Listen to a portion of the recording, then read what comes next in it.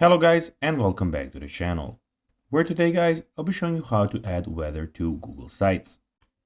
Now guys, the first thing that you actually need to do is go on Google and type Google Sites and click on the first link that pops out, or go to sites.google.com and you'll be greeted by a website like this.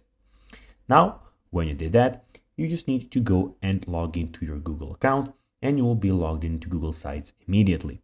But guys, if you do not know how to do that, we have plenty of how to Google site videos on our YouTube channel where you can go and check out how you can do everything.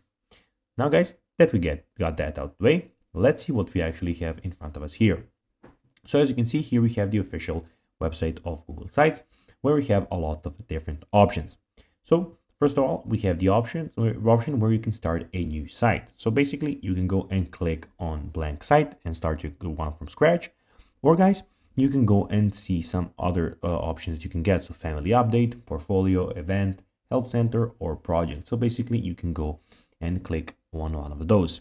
Here also you can see recent sites and who are they owned by. And here you can of course start your own site. As you can see in the top left corner guys, we have site, classic site, doc, sheet, slide, forms, etc. Some other stuff of about Google.